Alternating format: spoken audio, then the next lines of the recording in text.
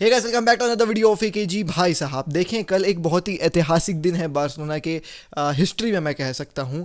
कल सोशियोज ने वोट किया है for selling of Barcelona license and merchandise 49% of that plus 25% of TV rights, जिससे बार्सिलोना जो है वो 700 मिलियन की इनकम कमाने वाली है। देखें, बहुत ही ऐतिहासिक दिन है ये। 700 मिलियन का इन कैश पैसा आएगा बार्सिलोना पे, जिससे बार्सिलोना ट्रांसफर्स कर सकते, अपने डेट्स जो है वो पे कर सकती है। लेकिन अभी भी कई सारे जो है वो हमारे भाइयों को सवाल था कि ये बार्सिलोना लाइसेंस एंड मर्चेंडाइज क्या है, ये टीवी राइट्स क्या है, इसका फ्यूचर क्या है, इसका बुरा और अच्छा क्या होगा इन सब डील्स का। क्योंकि आपने सुना होगा कि टीवी राइट्स हम 25 साल के लिए बेच रहे हैं, तो 25 साल बेचने की क्या फ़ायदे हैं, क्या नुकसान है, हर एक चीज़ आज की वीडियो में मैं आपको समझाने वाला हूँ। क्या ये बार्सिलोना लाइसेंस एंड मर्चेंडाइज क्या चीज़ है, इसको बेच अपन कितने में रहे, हर एक चीज़ यार, इस चीज़ से बारे में मैं आपको जो है वो समझाने वाला हूँ। और आज का सेटअप थोड़ा सा अलग आपको नज़र आ रहा होगा। आपको नज़र आ रहा होगा कि मैं खड़ा हूँ, और आप लोगों को लग रहा होगा कि मैं खड़ा क्यों। मैं खड़ा इसलिए हूँ क्योंकि मेरे सामने भाई साहब एक वाइट बोर्ड, जिसमें मैं आपको ड्रॉ करके समझाने वाला हूँ कि पूरा कहानी क्या है। तो सबसे पहले मैं आपको बता देता हूँ। भाई ये निकल क्यों नहीं रहा है?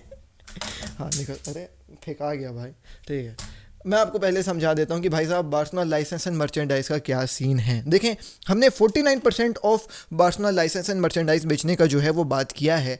ना टॉकिंग अबाउट ये 49% क्यों है। देखें, कोई भी कंपनी हो, जैसे मान लीजिए एक्स एक कंपनी है, एक्स कंपनी के अगर हम शेयर्स बाहर में बेचने जाते हैं, तो अगर उसका 50% से ज़्यादा शेयर जिस भी हिस्सेदारी के पास रहेगा वो उस कंपनी का ओनर रहेगा। तो हमने बहुत ही दिमाग से 49% केवल जो है वो बेचा है दूसरी कंपनी को, और 51% जो है वो हम अपने पास रखेंगे, जिससे जो ये बार्सिलोना लाइसेंस एंड मर्चेंडाइज का सेक्शन है बार्सिलोना की कंपनी का, उसका ओनर एफसी बार्सिलोना ही रहेगी। तो बार्सिलोना ने पूरा लाइसेंस एंड मर्चेंडाइज का सेक्शन नहीं बेच दिया है, बार्सिलोना ने केवल 49% जो है वो बेचा है। अब मैं आपको समझा देता हूँ कि बार्सिलोना लाइसेंस एंड मर्चेंडाइज है क्या भाई साहब, ये काम कैसे करता है, ये है क्या चीज़।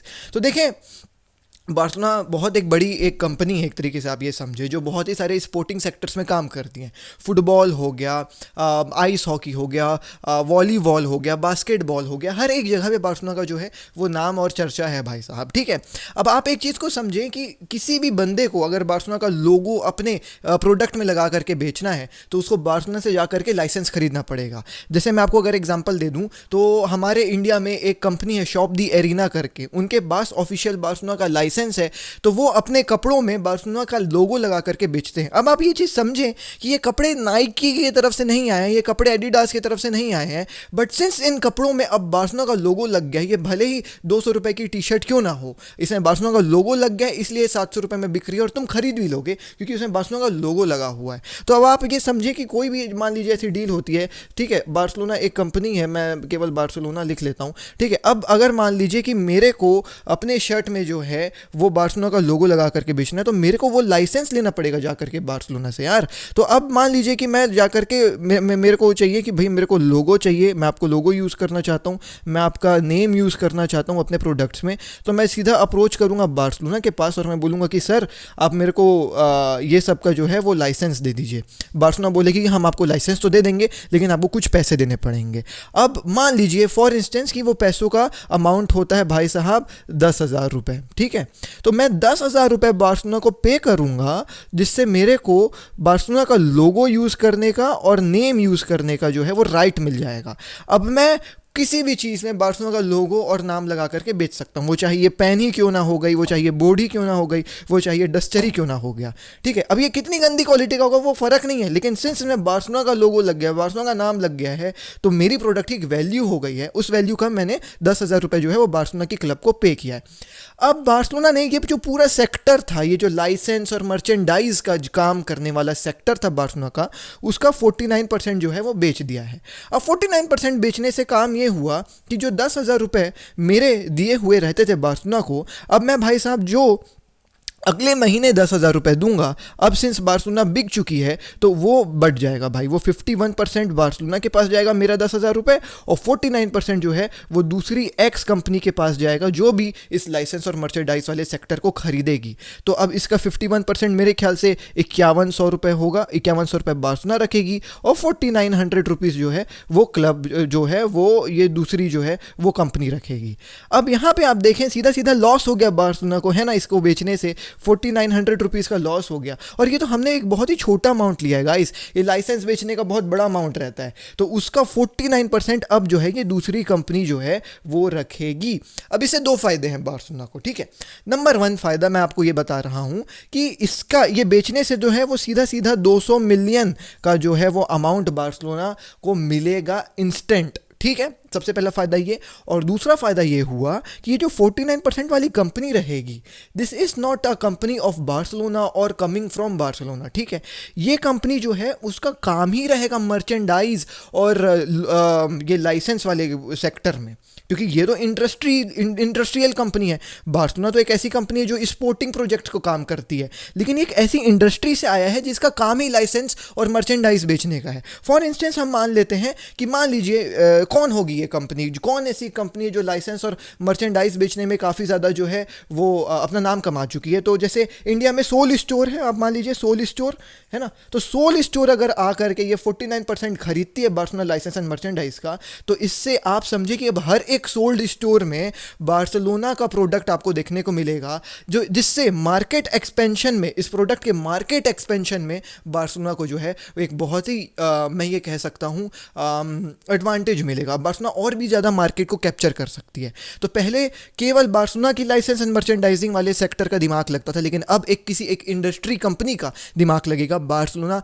के इस सेक्टर को आगे बढ़ाने के लिए। तो दो फायदे आपको मैंने क्लियर कट बता दिए, और एक नुकसान है, वो है शॉर्ट टर्म के लिए मैं कह सकता हूं कि वो जो 10,000 रुपये मैंने दिए या फिर जो भी कंपनी आने वाली देगी उसका 49% अब वो दूसरी कंपनी रखेगी, और उसका 200 मिलियन हमको मिल रहा है काइंड ऑफ। तो ये था बार्सिलोना लाइसेंस एंड मर्चेंडाइज मेरे दोस्तों। अब हम लोग बात कर लेते हैं बार्सिलोना टीवी राइट्स के बारे में। अब मैं आपको समझा देता हूं कि भाई साहब बार्सिलोना टीवी राइट्स का बेचने का क्या सीन है, ठीक है। तो टीवी राइट्स अगर मैं आपको सिंपल शब्दों में समझाऊं तो जो भी मैचेस ला लीगा के टेलीकास्ट होते हैं उनको खरीदती हैं अलग अलग कंपनीज। जैसे इंडिया में वाइकॉम 18 के पास बार्सिलोना और ला लीगा के जितने भी मैचेस हैं उनको ब्रॉडकास्ट करने का राइट है, तो उन्होंने एक फ़ी पे किया है ला लीगा को, और ला लीगा बाद में वो फ़ी डिस्ट्रीब्यूट कर देती। कैसे डिस्ट्रीब्यूट करेगी मैं अभी आपको आगे समझाने वाला हूँ। तो वो जो टीवी राइट होती है, मैचेस दिखाने का राइट होता है, वो अलग अलग कंपनी अराउंड दी वर्ल्ड जो है वो खरीदे रहती हैं, जिनका पैसा ला लीगा जो है वो लेती है उनसे और अलग अलग क्लब्स को बांट देती है। उन बार्सिलोना के हिस्से का पैसे का 25% को बेचने के बारे में बात करी गई है। मैं भी आपको समझाता हूँ तो आपको और क्लियर हो जाएगा। एनीवेज देखें अगर हम बात कर लें भाई साहब ला लीगा की, तो ला लीगा अपना टीवी राइट्स बेच के स्पेन के अंदर ही 1.095 मिलियन यूरोस कमा लेती है।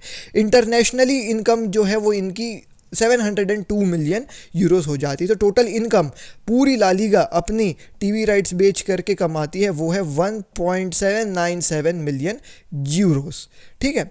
अब ये जो 1.79 मिलियन यूरोस है, ऐसे ही ना प्रीमियर लीग का भी एक है, आप देख सकते हैं प्रीमियर लीग का अराउंड 3 कुछ मिलियन यूरोस है। बाकी इस ला लीगा जो है वो 1.79 मिलियन जो है वो कमाती है। अब 1.97 मिलियन का 135 मिलियन जो है वो ला लीगा अपने पास रखती है एज अ प्रॉफिट, और बचे हुए 1.62 मिलियन को क्लब्स में बांट देती है। अब ये क्लब्स में कैसे बढ़ता है? ये क्लब्स में 3 स्टेप्स में बढ़ता है। देखें, पहला स्टेप होता है 50% जाता है इक्वली टू दी 40 क्लब्स जो ला लीगा के टियर 1 और टियर 2 में खेलते हैं, उनमें 50% इक्वली 162 मिलियन यूरोस को बांट दिया जाता है। सेकंड, जो 25% है वो 25% जो है वो बटा जाता है बेस्ड ऑन सोशल मास, और जो 25% है वो बांटा जाता है बेस्ड ऑन स्पोर्ट्स अचीवमेंट। तो सोशल मास यानी कि टिकटिंग हो गई, आपकी ऑडियंस गैदर करने की औकात हो गई, उसके बेसिस में बांटा जाता है। और जो बचा 25% है वो स्पोर्ट्स अचीवमेंट्स के ऊपर बांटा जाता है, जैसे ला लीगा का जीतना हो गया, कोपा डेल रे जीतना हो गया, ये सब जीतने के ऊपर जो है वो 25% बांटा जाता है। तो इस 1.662 मिलियन का 50% सब में बढ़ जाता है, 25% अलग अलग हिसाब से बढ़ता है कि आपकी कितनी औकात है। और बार्सिलोना की इसमें औकात काफ़ी ज़्यादा है, सोशल मास गैदर करने की औकात काफ़ी ज़्यादा है। 90 जो है वो 1000 हमारा फैंस कैपेसिटी है, और वगैरह वगैरह तुम जान रहे हो। तो इसका जो है वो अच्छा खासा बार्सिलोना इनकम कमाती है। अब इस 162 मिलियन में से FC बार्सिलोना कमाती है 116 मिलियन यूरोस, 116 मिलियन यूरोस, ठीक है। इस 100% का जो भी शेयर है जो पूरे क्लब्स में बढ़ता है, उस 100% में से 11% बार्सिलोना नोचती है। यानी कि इसका अगर तुम 11% निकालोगे तो वो निकल के आएगा ये अमाउंट। तो ला लीगा के पास इस टोटल इनकम का, ठीक है, इसका भी नहीं है तो प्रॉफिट काट के इस टोटल इनकम का 11% एस टीवी राइट्स में आता है। ये जो है वो अमाउंट है जो ला लीगा का एफसी बार्सिलोना कमाती है अपने टीवी राइट्स से, ठीक है। अब इस 1.16 मिलियन का, 116 मिलियन का जिसमें चुआमीनी आए हैं, उतने पैसों का 25% बेचने की बात चल रही है, ठीक है। 25% जो है अगर हम 116 मिलियन का निकालें तो वो आता है 41.5 मिलियन यूरोस। तो बार्सिलोना ने अपने इस 116 मिलियन में से केवल 25% यानी कि 41 मिलियन यूरोस बेचने की जो है वो बातें कही हैं। यानी कि अब आने वाले अगले सीज़न में जो भी बार्सिलोना अपने टीवी राइट्स कमाएगी उसका 25% कोई और कंपनी ले जाएगी, जैसे नेटफ्लिक्स हो गई, अमेजॉन हो गई, जो भी खरीदती है उसको जो है वो ले जाएगी। लेकिन इन रिटर्न हम लोग को अभी जो है वो अराउंड 500 मिलियन यूरोस ये कंपनी देगी। अब ये जो 25% है ना, ये 25 सालों के लिए बार्सिलोना बेच रही है, समझ रहे हो। तो 25 सालों के लिए बार्सिलोना के पास शायद 41.5 अपने इनकम में से कम जो है वो कमाए। अब ये जो 45 मिलियन है ना, 41.5 मिलियन है ना, वो ऊपर नीचे हो सकता है क्योंकि ये तो 11% है, 11% है इसका, और ये जो है वो ऊपर भी हो सकता है नीचे भी हो सकता है। हो सकता है आने वाले समय में ला लीगा उतनी इनकम जनरेट करे जितनी प्रीमियर लीग जनरेट कर रही है। अब देखें कैसा धीरे धीरे धीरे धीरे अमाउंट बढ़ा है, तो आने वाले 25 सालों में आप प्रोजेक्ट कर सकते हैं कि ये जो है वो बढ़ेगा। तो ये जो है 41 मिलियन ये भी बढ़ेगा भैया, परसेंट लगा हुआ है। तो ये एक थोड़ा सा खतरा जो है वो बार्सिलोना खेल रही है। लेकिन बार्सिलोना के अगर हम माने तो ये जो टीवी राइट्स है, ये जो 45 मिलियन है, वो केवल 5% है इनके पूरे टोटल इनकम का। तो बार्सिलोना की टोटल इनकम टिकट्स बेच करके, एडवर्टाइजमेंट्स करके, जर्सी बेच करके, और जिस भी ढंग से प्लेयर सेल करके, जिससे भी बार्सिलोना कंप्लीट अपने 100 मिलियन कमाती है, एक ऐसा अमाउंट हम मान लो 2 बिलियन यूरोस कमाती है बार्सिलोना, उस 2 बिलियन यूरोस का केवल 5% ही जो है वो टीवी राइट्स आता है, और उस 5% का भी हम जो है वो 25% बेच रहे हैं।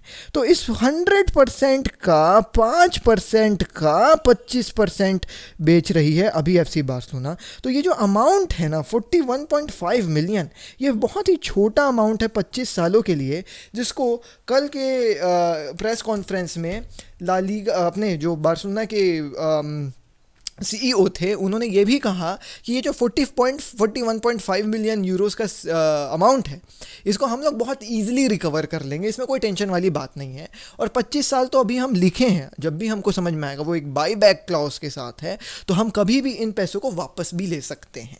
तो ये भी एक बात है भाई। तो ये बहुत ही छोटी सी अमाउंट जो है वो बार्सिलोना बेच करके बहुत ही बड़ा अमाउंट खींच रही है सामने वाली कंपनियों से। वो बार्सिलोना लाइसेंस एंड मर्चेंडाइज बेचने की बात हो गई, या फिर वो बार्सिलोना टीवी राइट्स बेचने की बात, समझ रहे हो। 41 मिलियन के लिए तो आजकल प्लेयर आते हैं, तो हम 41 मिलियन केवल जो है वो दाव में लगाए हैं 25 सालों के लिए, जिससे हमको एट दिस पॉइंट 500 या 600 मिलियन मिलने वाला है। अब ये कौन खरीदेगा टीवी राइट्स? हमारे टीवी राइट्स हो सकता है अमेजॉन खरीद ले, नेटफ्लिक्स खरीद, या कोई भी खरीद सकती है, जिसका हम लोग को उनको 25% देना पड़ेगा। तो ये कहानी है पूरी बार्सिलोना लाइसेंस एंड मर्चेंडाइज की, और ये कहानी है बार्सिलोना टीवी राइट्स की। आई होप आपको मैंने जो है वो थोड़ा बहुत समझाया है। कुल मिला के अगर हम समरी पकड़ें, कंक्लूजन पकड़ें, तो बार्सिलोना के अंदर जो है वो $700 मिलियन आने वाले हैं अभी 1-2 दिन के अंदर।